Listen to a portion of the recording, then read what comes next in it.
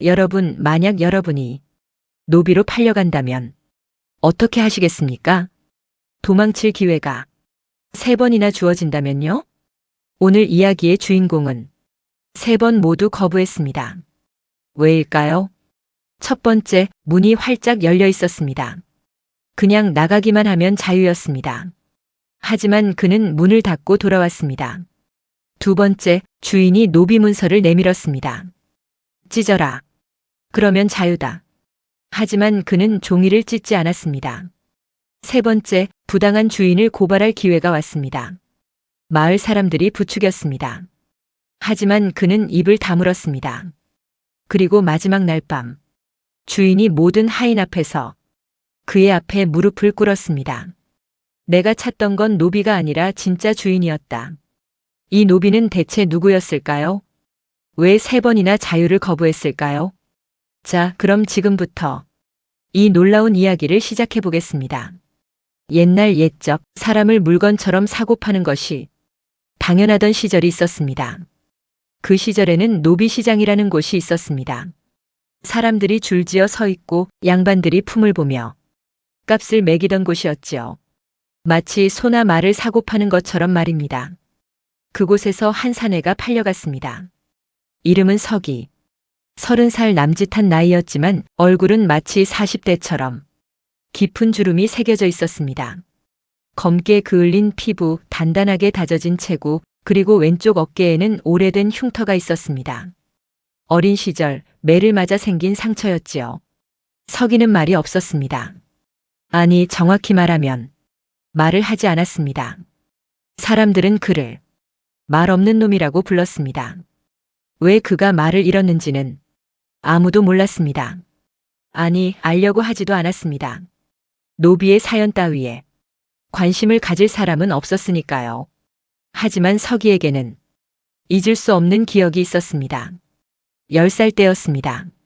아버지가 도박 빚을 갚지 못했습니다. 빚쟁이들이 집에 들이닥쳤고 가족은 뿔뿔이 흩어졌습니다. 어머니는 울며 서기를 껴안았습니다. 서가, 엄마를 잊지 마라. 꼭 다시 만나자. 하지만 그 약속은 지켜지지 않았습니다. 서기는 그날 이후 말을 잃었습니다. 아니, 말을 하지 않기로 결심했습니다. 말을 하면 눈물이 나올 것 같아서. 그렇게 20해가 흘렀습니다. 서기는 여러 집을 떠돌았습니다. 어떤 주인은 매질을 했고 어떤 주인은 밥을 굶겼습니다. 하지만 서기는 불평하지 않았습니다. 도망치지도 않았습니다. 어차피 도망쳐봤자 다시 잡힌다. 그러면 더 큰 벌을 받는다. 그렇게 살아온 것이 서기의 삶이었습니다. 그러던 어느 날, 서기는 김대감 댁으로 팔려갔습니다. 김대감은 마을에서 손꼽히는 양반이었습니다. 50대 후반의 나이, 긴 수염과 근엄한 얼굴, 그리고 깊은 눈빛을 가진 분이었지요. 사람들은 김대감을 엄격하지만 공정한 사람이라고 했습니다. 하지만 김대감에게는 한 가지 고민이 있었습니다. 아들이 없었던 것입니다. 슬하에 자식이 하나 있었지만 어릴 때 병으로 세상을 떠났습니다. 부인도 그 슬픔을 이기지 못하고 따라갔지요. 이 넓은 집과 땅을 누구에게 물려줄 것인가? 김대감은 날마다 그 고민에 잠을 이루지 못했습니다. 서기는 김대감 댁에서 말을 돌보는 일을 맡았습니다. 새벽 일찍 일어나 말에게 여물을 주고 마구간을 청소하고 말을 씻기는 일이었습니다. 다른 하인들은 서기를 이상하게 여겼습니다. 저놈은 왜 말이 없을까? 벙어리인가? 아니야, 듣기는 다 들어. 그냥 입을 안 여는 거지. 하지만 서기는 신경 쓰지 않았습니다. 그저 묵묵히 일할 뿐이었습니다. 그런데 이상한 일이 있었습니다. 김대감이 유독 서기를 자주 지켜보는 것이었습니다. 아침에 일하는 모습, 점심에 밥을 먹는 모습, 저녁에 말을 씻기는 모습. 마치 무언가를 살피듯 깊은 눈빛으로 지켜보았습니다. 서기는 그 시선이 불편했습니다. 내가 뭘 잘못했나? 혹시 나를 다시 팔려고 하시는 건가? 하지만 김대감은 아무 말도 하지 않았습니다. 그렇게 한 달이 지나고 2달이 지나고 1년이 지났습니다. 서기는 여전히 말이 없었고 김대감은 여전히 서기를 지켜보았습니다. 그리고 어느 가을밤 모든 것이 시작되었습니다. 보름달이 뜬 밤이었습니다. 귀뚜라미 소리가 마당에 가득했고 차가운 바람이 불어왔습니다.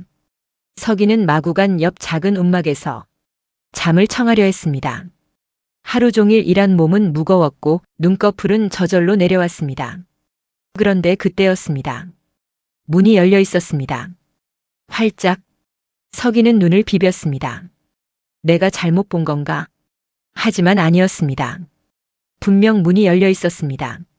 서기의 심장이 뛰기 시작했습니다. 이건 기회인가?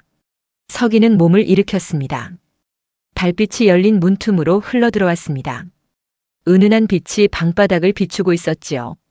서기는 천천히 문 쪽으로 다가갔습니다.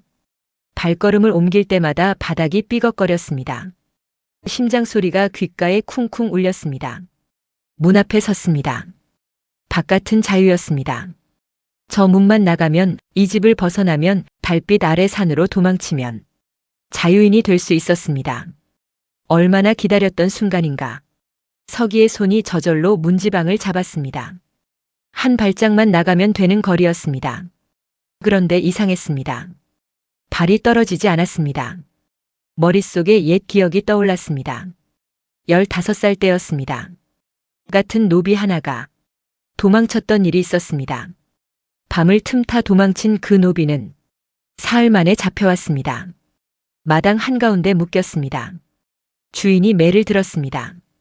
도망친 놈은 이렇게 된다. 탁, 탁, 탁. 매질 소리가 마당에 울려 퍼졌습니다. 비명이 터져 나왔습니다. 그 노비는 결국 죽었습니다. 서기는 그때 그 장면을 모두 봤습니다. 피투성이가 된 몸, 축 늘어진 팔, 그리고 이미 빛을 잃은 눈. 도망은 더 큰 죄를 부른다. 서기는 그때부터 알았습니다. 도망치는 건 해결책이 아니라는 것을, 잡히면 더 큰 벌을 받는다는 것을, 그리고 무엇보다 도망친다는 건 자신이 죄인임을 인정하는 것이라는 걸. 서기의 손이 떨렸습니다. 달빛이 여전히 아름답게 빛나고 있었습니다. 바람이 불어왔습니다. 차가운 가을바람이 서기의 얼굴을 스쳤습니다. 가고 싶다. 마음 한편에서 속삭임이 들렸습니다. 지금이야. 지금 가지 않으면 다시는 기회가 없어. 서기의 발이 한 걸음 앞으로 나갔습니다. 문지방을 넘으려는 순간이었습니다. 그런데 또 다른 목소리가 들렸습니다. 도망쳐서 뭐가 달라지나. 어차피 또 잡힐 텐데. 그러면 매를 맞고 더 혹독한 곳으로 팔려가겠지. 서기는 눈을 감았습니다. 깊은 한숨이 나왔습니다. 그리고 천천히, 아주 천천히 손이 문으로 향했습니다. 하지만 문을 밀고 나간 게 아니었습니다. 문을 닫았습니다. 스르륵. 문이 닫히는 소리가 고요한 밤에 작게 울렸습니다. 달빛이 사라졌습니다. 방 안은 다시 어둠에 잠겼습니다. 서기는 자리로 돌아가 누웠습니다. 눈을 감았지만 잠이 오지 않았습니다. 가슴이 답답했습니다. 나는 왜 이러는 걸까? 눈물이 볼을 타고 흘렀습니다. 소리 없이 조용히. 자유가 이렇게 가까이 있었는데. 하지만 서기는 알고 있었습니다. 진짜 자유는 도망치는 게 아니라는 것을. 나는 도망치지 않는다. 나는 죄인이 아니니까. 그렇게 첫 번째 밤이 지나갔습니다. 다음 날 아침, 서기는 평소처럼 일찍 일어났습니다. 마구간으로 가서 말에게 여물을 주었습니다. 그런데 그때였습니다. 김대감이 마구간 입구에 서 있었습니다. 서기는 깜짝 놀랐습니다. 평소에 이 시간에 김대감을 본 적이 없었거든요. 김대감은 서기를 가만히 바라보았습니다. 그 눈빛이 예사롭지 않았습니다. 마치 무언가를 아는 듯한 눈빛이었습니다. 하지만 김대감은 아무 말도 하지 않았습니다. 그저 잠깐 바라보다가 미묘한 미소를 지으며 돌아갔습니다. 서기는 그 뒷모습을 멍하니 바라보았습니다. 가슴 한편이 무거워졌습니다. 주인님이 뭔가 알고 계신 건가? 어젯밤 문이 혹시 주인님이 일부러 하지만 확신할 수는 없었습니다. 서기는 고개를 저으며 다시 일에 집중했습니다. 아니야, 그럴 리 없어. 그냥 우연이겠지. 하지만 마음 한구석이 계속 불편했습니다. 며칠이 지났습니다. 서기는 여전히 묵묵히 일했습니다. 하지만 자꾸 뒤를 돌아보게 되었습니다. 김대감이 자신을 지켜보고 있다는 느낌이 들었습니다.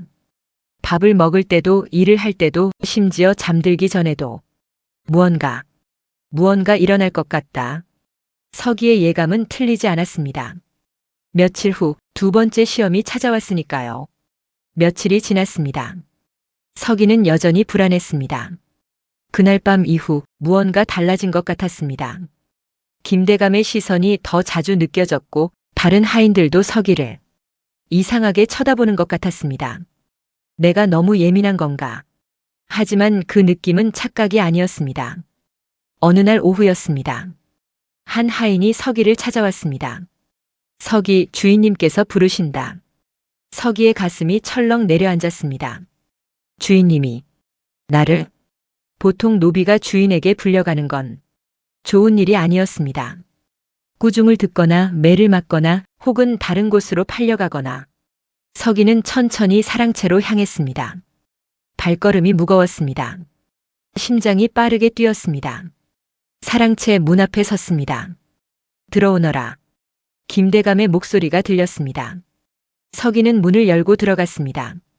방 안에는 김대감 혼자 앉아 있었습니다. 촛불이 흔들리며 방 안을 은은하게 비추고 있었습니다. 앉아라. 서기는 무릎을 꿇고 앉았습니다. 김대감은 한참 동안 아무 말도 하지 않았습니다. 그저 서기를 가만히 바라볼 뿐이었습니다. 시간이 멈춘 것 같았습니다. 숨소리조차 크게 들릴 것만 같았습니다. 그때였습니다. 김대감이 품 안에서 무언가를 꺼냈습니다. 낡은 종이 한 장이었습니다. 누렇게 바른 구겨진 종이. 하지만 서기는 한눈에 알아봤습니다. 그것이 무엇인지 노비 문서였습니다. 자신의 이름이 적힌 자신의 운명을 가르는 종이. 서기의 숨이 멎었습니다. 이게 뭔지 아느냐? 김대감이 조용히 물었습니다. 서기는 고개를 끄덕였습니다. 네, 알고 있습니다. 목소리가 떨렸습니다. 20해 만에 처음 내는 목소리였습니다. 김대감의 눈빛이 깊어졌습니다. 그래, 이게 바로 너의 문서다. 내 아버지가 빚을 갚지 못해 쓴 문서지. 서기는 그 종이를 바라보았습니다. 종이 한 장, 겨우 종이 한 장이 자신의 삶을 결정했습니다. 이 종이 때문에 가족과 헤어졌고, 이 종이 때문에 여러 집을 떠돌았고, 이 종이 때문에 매를 맞았습니다. 종이 한 장의 무게가 이렇게 무거울 줄은 몰랐습니다. 기억이 떠올랐습니다. 10살 때 빚쟁이가 이 문서를 흔들며 말했습니다. 이제 이 아이는 우리 것이다. 어머니가 울부짖었습니다. 안 돼. 우리 서기를 데려가지 마. 하지만 소용없었습니다. 종이 한 장이 모든 걸 결정했습니다. 서기의 눈에서 눈물이 맺혔습니다. 김대감이 종이를 서기 앞으로 밀었습니다. 찢어라. 서기는 고개를 들었습니다. 예? 이 문서를 찢어라. 그러면 너는 자유다. 김대감의 목소리는 조용했지만 확고했습니다. 서기의 손이 떨렸습니다. 찢으면 자유. 정말? 이렇게 쉽게? 밖에서 소리가 들렸습니다. 문틈으로 다른 하인들이 몰래 지켜보고 있었습니다. 찢어라 서가. 저게 내 기회다. 속삭임이 들려오는 것 같았습니다. 서기는 천천히 손을 뻗었습니다. 종이를 집어들었습니다. 가볍게 느껴졌지만 동시에 너무도 무거웠습니다. 20년의 무게, 가족을 잃은 슬픔의 무게, 자유를 빼앗긴 분노의 무게, 모든 게 이 종이 안에 담겨 있었습니다. 서기의 손이 종이 가장자리를 잡았습니다. 조금만 힘을 주면 찢어질 것입니다. 그러면 자유입니다. 서기는 눈을 감았습니다. 그런데 그 순간 또 다른 생각이 떠올랐습니다. 자유란 뭘까? 종이를 찢는다고 진짜 자유가 되는 걸까? 어머니의 목소리가 들렸습니다. 서가 자유란 남이 주는 게 아니란다. 스스로 지키는 거야. 서기는 눈을 떴습니다. 눈물이 볼을 타고 흘렀습니다. 하지만 종이를 찢지 않았습니다. 대신 조심스럽게 종이를 접었습니다. 그리고 김대감께 돌려드렸습니다. 찢지 않겠습니까? 김대감이 물었습니다. 서기는 고개를 저었습니다. 자유는 종이가 주는 게 아닙니다. 목소리가 떨렸지만 또렷했습니다. 자유는 사람이 주는 것입니다. 아니, 스스로 만드는 것입니다. 이 종이를 찢는다고 제가 자유로워지는 게 아닙니다. 그건 그냥 도망치는 것일 뿐입니다. 김대감의 눈빛이 더욱 깊어졌습니다. 한참 동안 아무 말이 없었습니다. 밖에서는 다른 하인들의 작은 탄식 소리가 들렸습니다. 저 바보 같은 놈. 기회를 날려버렸어. 하지만 서기는 후회하지 않았습니다. 오히려 가슴이 시원했습니다. 처음으로 자신의 선택을 한 것 같았습니다. 김대감이 천천히 종이를 거두었습니다. 가거라. 서기는 일어나 밖으로 나왔습니다. 다른 하인들이 고개를 저으며 흩어졌습니다. 미친놈. 자유를 놓치다니. 하지만 서기는 개의치 않았습니다. 마당을 걸으며 하늘을 올려다봤습니다. 구름 사이로 해가 비치고 있었습니다. 이상하다. 가슴이 이렇게 가벼운 건 처음인데.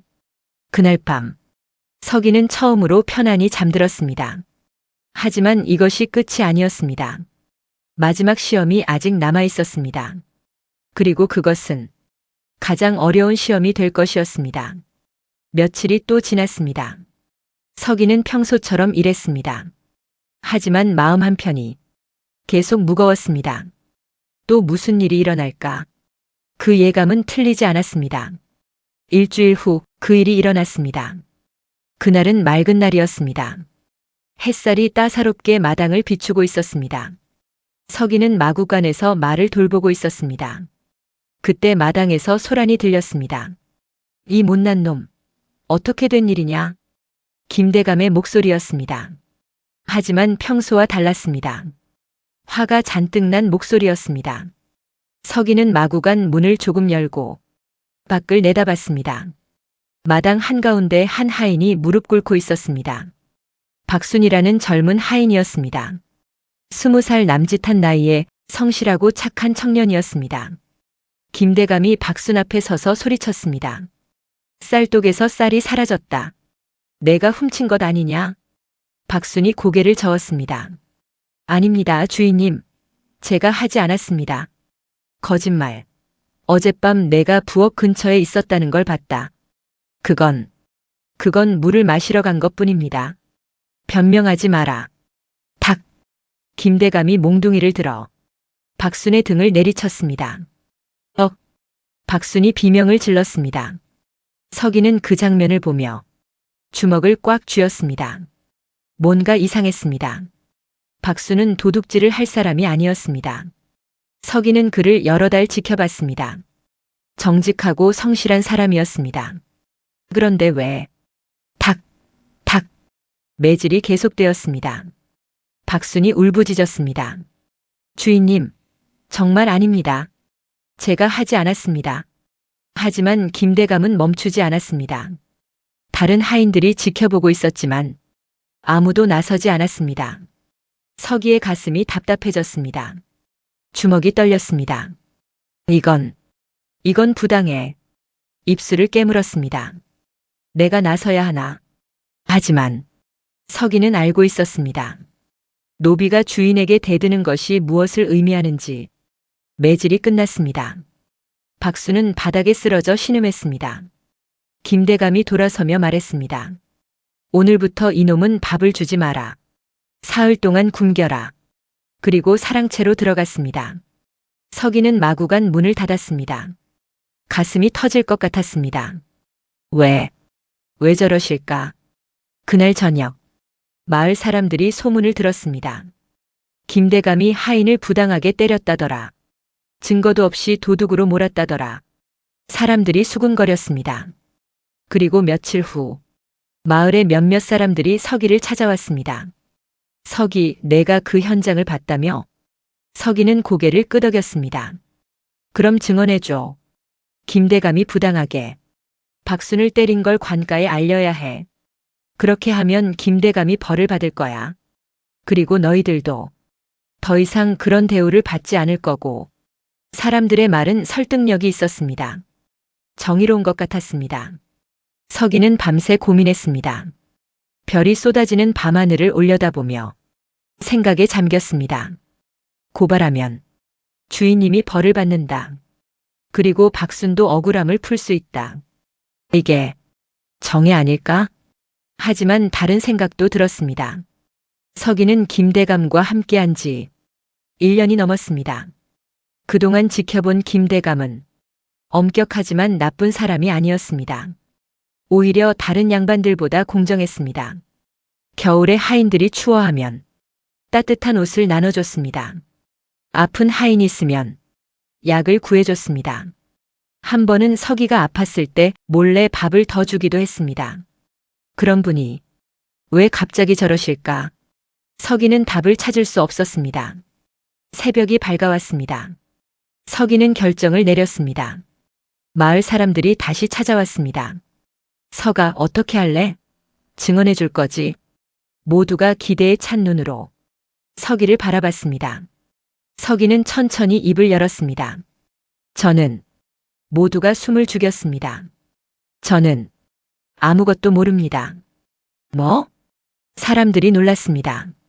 그날 저는 마구간 안에 있었습니다. 아무것도 보지 못했습니다. 무슨 소리야? 내가 봤다며.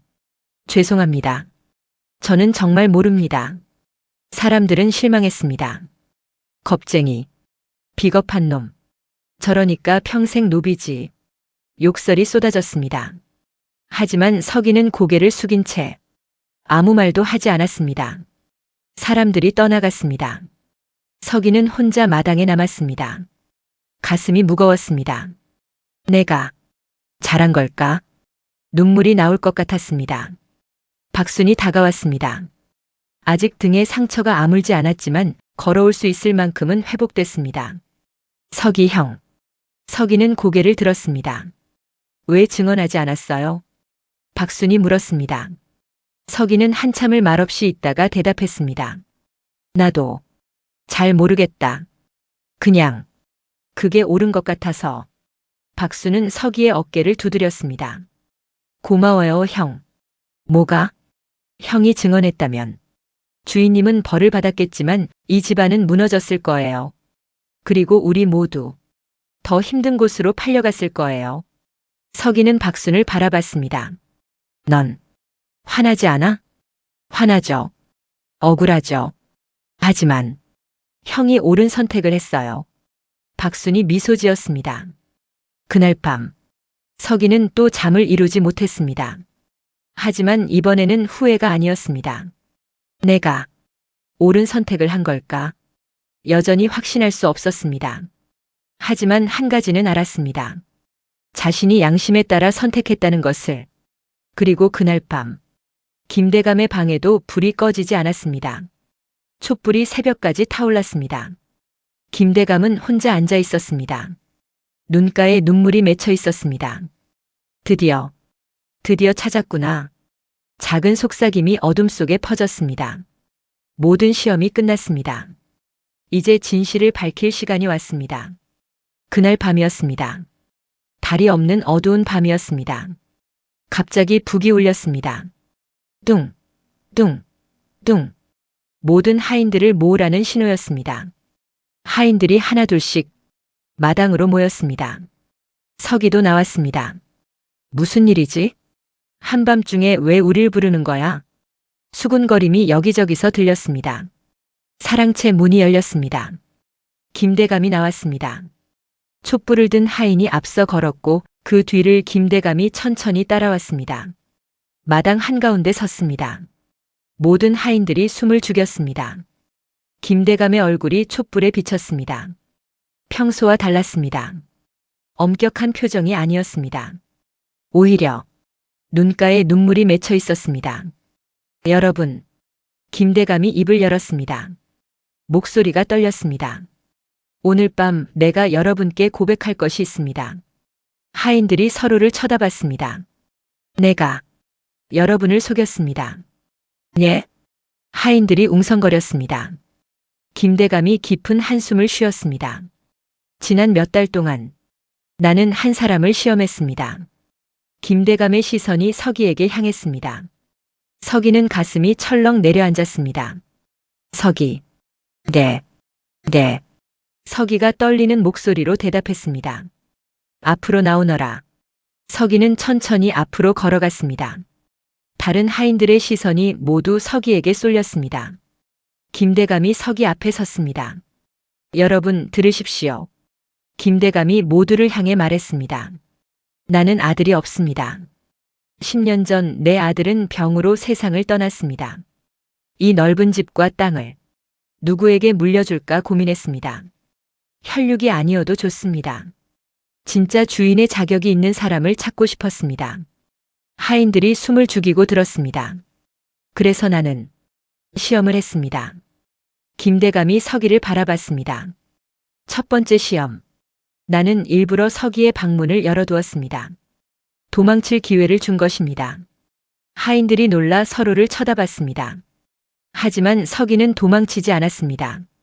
문을 닫고 돌아왔습니다. 왜냐하면 도망은 죄를 인정하는 것이라 생각했기 때문입니다. 김대감의 목소리가 떨렸습니다. 두 번째 시험. 나는 서기에게 노비 문서를 주었습니다. 찢으면 자유라고 했습니다. 하지만 서기는 찢지 않았습니다. 그는 말했습니다. 자유는 종이가 주는 게 아니라 사람이 주는 것이라고. 눈물이 김대감의 뺨을 타고 흘렀습니다. 세 번째 시험. 나는 일부러 박순을 부당하게 대했습니다. 박순이 눈을 크게 떴습니다. 박순아, 미안하다. 내게 큰 상처를 주었구나. 김대감이 박순에게 고개를 숙였습니다. 나는 서기가 나를 고발하는지 보고 싶었습니다. 마을 사람들이 부추겼고 모두가 그를 기다렸습니다. 하지만 서기는 침묵했습니다. 왜냐하면 그는 알았기 때문입니다. 복수가 정의가 아니라는 것을. 김대감이 서기를 똑바로 바라봤습니다. 서기, 내가 통과한 3가지 시험. 첫째, 자유 앞에서도 도망치지 않는 용기. 둘째, 종이보다 원칙을 지키는 지혜. 셋째, 분노 앞에서도 침묵할 수 있는 인내. 이것이 바로 진짜 주인이 가져야 할 덕목입니다. 그리고 그 순간 김대감이 서기 앞에 무릎을 꿇었습니다. 모든 하인들이 비명을 질렀습니다. 주인님, 안 됩니다. 하지만 김대감은 일어나지 않았습니다. 서기, 주인님. 서기는 당황해서 어쩔 줄 몰랐습니다. 내가 찾던 건 노비가 아니었네. 진짜 주인이었어. 그리고 그게 바로 너였구나. 김대감이 일어나 모두를 향해 섰습니다. 그리고 품에서 문서 하나를 꺼냈습니다. 이것은 양자 입적 문서입니다. 오늘부터 서기는 내 아들이고 이 집의 주인입니다. 서기의 눈에서 눈물이 쏟아졌습니다. 저는 말이 나오지 않았습니다. 울어도 좋다. 이제 넌 자유다. 진짜 자유 말이다. 서기는 그제야 소리내어 울었습니다. 20해 동안 참아왔던 눈물이 터져나왔습니다. 다른 하인들도 울었습니다. 박순이 다가와 서기를 껴안았습니다. 축하해요, 주인님. 아니야. 나는. 아니에요. 형은 이제 주인이에요. 진짜 주인. 그날 밤은 축제가 되었습니다. 김대감은 음식을 내오라 했고 모두가 함께 밥을 먹었습니다. 양반과 노비의 구분이 사라진 밤이었습니다. 그 후로 서기는 집안의 주인이 되었습니다. 하지만 그는 다른 하인들을 노비로 대하지 않았습니다. 오히려 가족처럼 대했습니다. 공정하게, 따뜻하게. 집안은 더욱 번성했습니다. 사람들이 저 집은 다르다고 말했습니다. 주인이 진짜 주인이기 때문이라고. 여러 해가 흐른 후 늙은 김대감이 서기에게 물었습니다. 후회하지 않느냐? 3번의 기회를 모두 놓쳤는데. 서기는 웃으며 대답했습니다. 아닙니다, 아버님. 저는 그때 자유를 놓친 게 아닙니다. 오히려 진짜 자유를 찾았습니다. 도망치지 않아서, 종이를 찢지 않아서, 복수하지 않아서 제가 오늘 여기 있는 겁니다. 김대감은 만족스러운 미소를 지었습니다. 그래, 내가 진짜 주인이다. 여러분, 진짜 자유란 무엇일까요? 도망치는 게 자유일까요? 아닙니다. 진짜 자유는 스스로를 지키는 것입니다. 원칙을 지키고 양심을 지키고 인내하는 것. 그것이 바로 우리를 진짜 자유롭게 만드는 것입니다. 오늘 이 이야기가 여러분의 마음에 작은 울림이 되었으면 좋겠습니다. 우리 모두는 매일 시험을 받고 있습니다. 도망칠까 참을까? 복수할까 용서할까? 그때마다 기억하세요. 진짜 주인은 시험을 통과한 사람이라는 것을. 오늘 이야기가 여러분 마음에 작은 울림을 남겼다면 좋아요와 구독 부탁드립니다. 지금 보고 계신 지역을 댓글로 남겨주시면 큰 복이 찾아가길 빌겠습니다. 여러분 건강하시고 행복하세요. 감사합니다.